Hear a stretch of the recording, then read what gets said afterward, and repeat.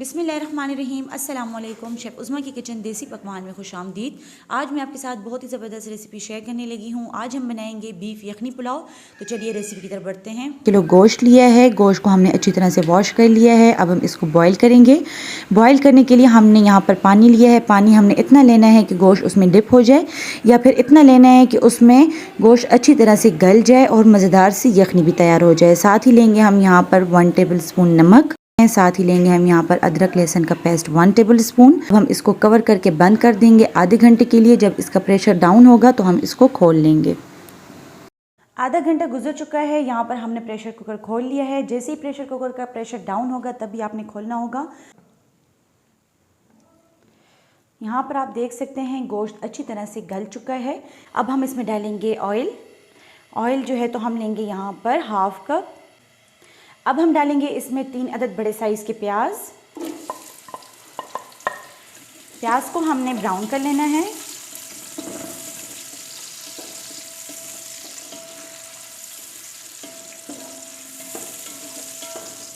प्याज को हमने यहाँ पर गोल्डन ब्राउन कर लेना है। इसमें हम डालेंगे 1 टेबल स्पून ज़ीरा।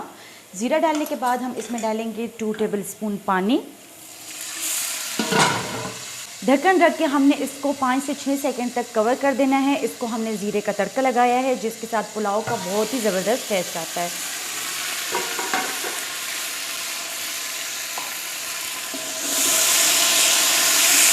ज़ीरे का तड़का लगाने के बाद हम इसमें डालेंगे 4 अदद बड़े साइज़ के टमाटर। अब हम इसमें डालेंगे लहसुन पाउडर। 1 टेबल स्पून लेंगे हम यहाँ पर लहसुन पाउडर। अगर आपके पास लहसुन पेस्ट है तो आप वो भी डाल सकते हैं।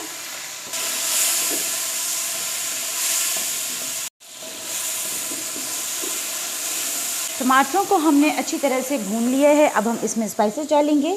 स्पाइसेस डालने से पहले हमने यहाँ पर फ्लेम को थोड़ा सा स्लो कर देना है, ताकि जो स्पाइसेस हैं वो जले नहीं। स्पाइसेस में मैं ले रही हूँ यहाँ पर 1 टेबल स्पून नमक। नमक आप हस्ब ज़ायक़ा ले सकते हैं। साथ ही मैं ले रही हूँ यहाँ पर कुटा हुआ धनिया 2 टेबल स्पून। 1 टेबल स्पून ले रही हूँ मैं यहाँ पर लाल मिर्च का पाउडर। आप अपने टेस्ट के हिसाब से कम या ज़्यादा कर सकते हैं।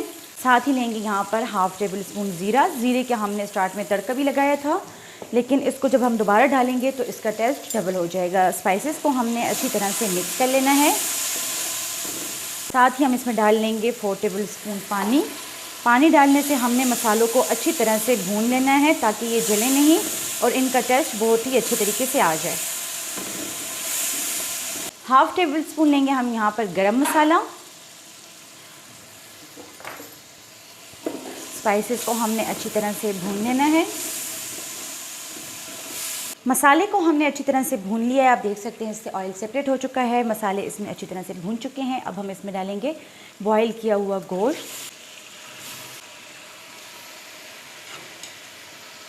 गोश्त डालने के बाद हमने इसको अच्छी तरह से मसाले में भून लेना है।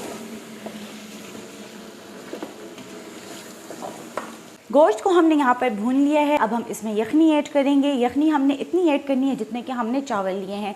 अगर हमने यहाँ पर 2 किलो चावल लिए हैं, यानी कि 8 गिलास हमने चावल लिए हैं, तो हम उसमें 16 गिलास यखनी ऐड करेंगे। अगर आपके पास यखनी कम पड़ जाए तो आप उसमें पानी भी ऐड कर सकते हैं। यखनी को यहाँ पर बॉयल आ चुका है। अब हम इसमें चावल ऐड करेंगे। मैं आपको यहाँ पर एक बात फिर से बता देती हूँ, हमने यहाँ पर 2 किलो सेला चावल लिए थे, जिसको हमने 1 घंटा पहले भिगो दिया था। चावलों को हमने आहिस्ता आहिस्ता पतीले में डाल लेना है। इससे हमने पानी मुकम्मल तौर पर निथार लेना है, क्योंकि हमने यहाँ पर यखनी जो है तो चावलों के हिसाब से बराबर की हुई है। चावलों को हमने अच्छी तरह से पानी में मिक्स कर लिया है, लेकिन हमने बहुत ही आहिस्ता आहिस्ता इसको मिक्स किया है, जिससे चावल टूटेंगे नहीं।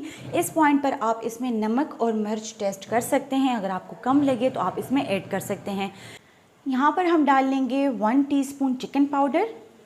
अगर आपके पास चिकन पाउडर नहीं है तो आप स्किप भी कर सकते हैं। चावलों में यहाँ पर यखनी खुश्क हो चुकी है। हम इसमें डालेंगे 2 अदद लेमन।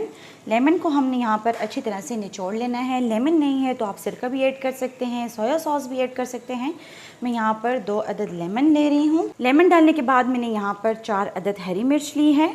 हरी मिर्च को हमने काट लिया है, आप चाहें तो साबुत भी ऐड कर सकते हैं। इसके बाद लूँगी मैं यहाँ पर काली मिर्च। 1 टीस्पून के बराबर मैंने यहाँ पर काली मिर्च ली है। इसको हमने चावलों के ऊपर इस तरीके से स्प्रिंकल कर देना है।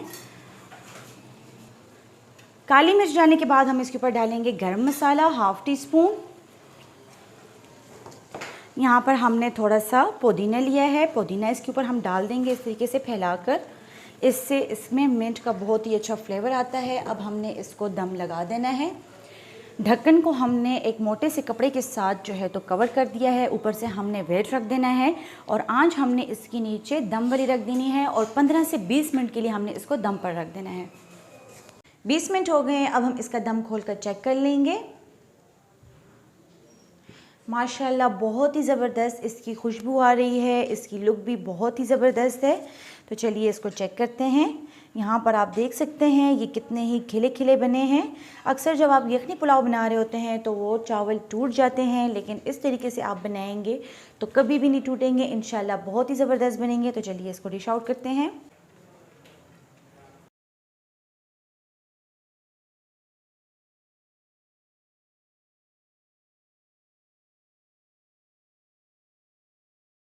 बहुत ही मज़ेदार बीफ यखनी पुलाव तैयार है। उम्मीद करती हूँ कि आपको हमारी आज की रेसिपी पसंद आई होगी। आप भी इसको अपनी ईद पर ज़रूर ट्राई करें, इंशाल्लाह आपको इसका टेस्ट बहुत ही अच्छा लगेगा।